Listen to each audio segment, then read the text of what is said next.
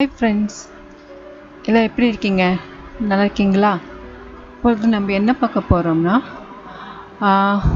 1 அல்லது 2 வயது குழந்தைக்கான உணவு முறையை பற்றி குழந்தைகள் என்னென்ன சாப்பிடணும், என்னென்ன சாப்பிடக்கூடாது என்பதை பற்றி நாம் பார்ப்போம்.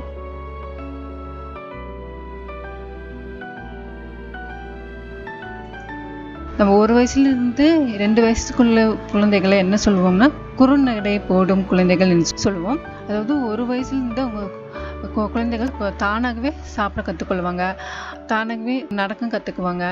2 வயது குழந்தைங்களுக்கு ஒரு நாளைக்கு என்ன எவ்வளோ கேலரி வேணும்னா 1000 முதல் 1400 கலோரிகள் தேவைப்படுகிறது.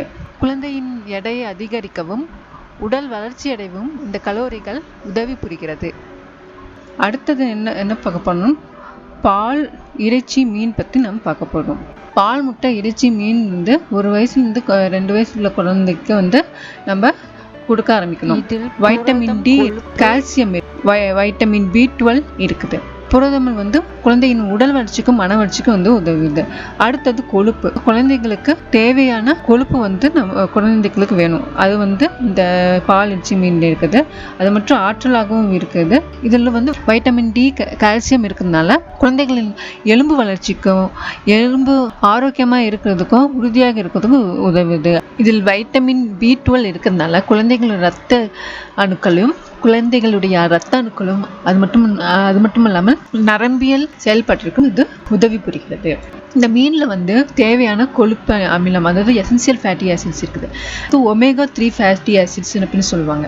இது இந்த மீனில் இருக்குது. அதனால இந்த குழந்தைகளுக்கு இந்த 1 வயசுலேருந்தே இது மீனை தாராளமாக கொடுக்கலாம். அடுத்தது இதில் இரும்பு சத்து இருக்கிறதுனால அதனால இந்த ரத்த அளவையும் அதிகப்படுத்தும். அடுத்தது நம்ம அரைத்த பருப்பு மற்றும் கொட்டைகள், பருப்பு வகைகள், கடலைப்பருப்பு, பட்டாணி, இதெல்லாம் பாசிப்பருப்பு, பருப்பு வகைகள்லாம் இதெல்லாம் குழந்தைகள் கொடுக்கலாம். அது மட்டும் இல்லை, கொட்டைகள்லாம் நசுக்கி இருக்கணும், இல்லைன்னா அரைத்து பேஸ்ட் மாதிரி கொடுக்கணும்.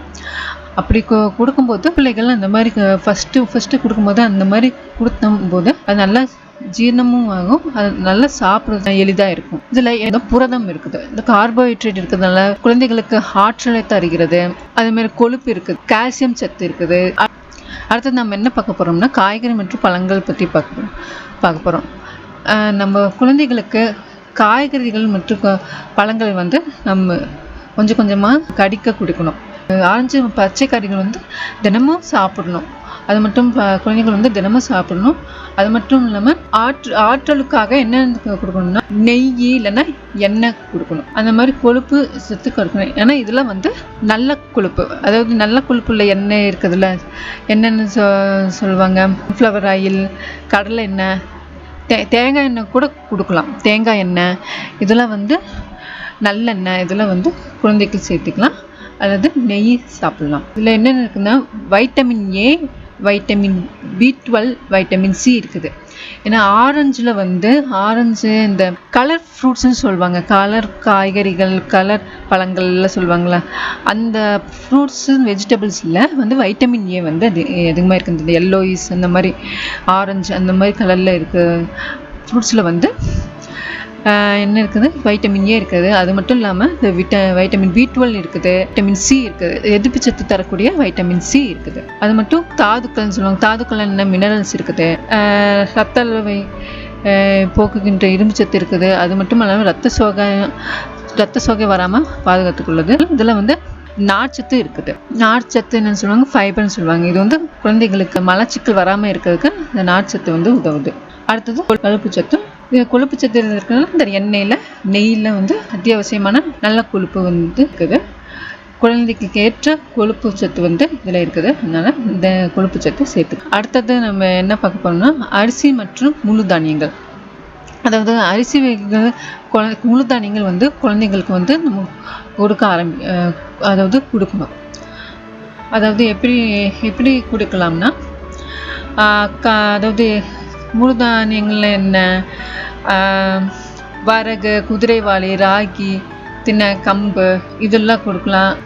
சாமை கொடுக்கலாம். கஞ்சி, கூழ், அந்த மாதிரி கொடுக்கலாம். இல்லைன்னா தோசை, பொங்கல் அந்த மாதிரி குடிக்கலாம். இதில் என்னென்ன இருக்குன்னா கார்போஹைட்ரேட் இருக்குது, ஆற்றல் தரும் கார்போஹைட்ரேட் இருக்குது, புரதம் இருக்குது, நார்ச்சத்து இருக்குது, வைட்டமின் பி, சி, அது மட்டும் இந்த மினரல்ஸ் இருக்குது, அது மட்டும் கால்சியம், இரும்பு சத்து இதில் இருக்குது. அடுத்தது வந்து தவிர்க்க வேண்டிய உணவுகள் பற்றி பார்க்கணும். இப்போ நம்ம பார்த்தது வந்து என்னென்ன சாப்பிட்லாம் அப்படின்னு பற்றி பார்த்தோம். இப்போ வந்து நம்ம பார்க்க போகிறது தவிர்க்க வேண்டிய உணவுகள். தவிர்க்க வேண்டிய உணவுகள் என்னென்ன தவிர்க்கணும்னா, பாக்கெட் சிப்ஸு, நூடுல்ஸு, பீஸா, ஐஸ்கிரீம் போன்ற இனிப்பு வகைகளில் வந்து தடுக்கணும். ஏன்னா இதில் என்ன இருக்குது, வெற்று கலோரிகள் சொல்லுவாங்க. வெற்று கலோரிகள்னா என்ன, எம்டி கலரிஸ். இந்த எம்டி கலரிஸ் வந்து என்ன இருக்காது, ஒரு சத்தும் இருக்காது, எந்த நியூட்ரிஷன், எந்த ஊட்டச்சத்தும் இதில் வந்து நியூட்ரியன்ஸும் எதுவும் இருக்காது. அந்த மாதிரி கலோரிகள் சாப்பிட்றதுனால குழந்தைகளுக்கு வந்து ஒரு பிரயோஜனம் இல்லை, ஒரு சத்தும் கிடைக்காது, அதுக்கு வந்து பாதிப்பு தான் வரும். அடுத்தது ஹாட் டிப்ஸ். பால் மற்றும் உலர்ந்த பழங்கள் பற்றி பார்க்க போகிறோம். பால் கூட அந்த உலர்ந்த பழங்கள்னு சொல்லுவாங்கள்ல, ட்ரை ஃப்ரூட்ஸ், டேட்ஸு, கருப்பு திராட்சை, இதெல்லாம் அதெல்லாம் வந்து கலந்து சாப்பிட்டா இரும்பு சத்து வந்து வராது, இரும்பு சத்து வந்து நமக்கு கிடைக்காது. ஏன்னா பால் வந்து என்ன பண்ணுதுன்னா இரும்பு சத்து உறிஞ்சுதல் வந்து தடுக்குது. அதனால பால் கூட இந்த உலர்ந்த பழங்களில் சாப்பிடக்கூடாது. பார்த்தீங்கன்னா பால் இல்லாமல் பழங்கள்லாம் மிக்ஸ் பண்ணி ஜூஸாக குடித்தா வந்து இரும்பு சத்து வரும், மிகவும் நல்லது.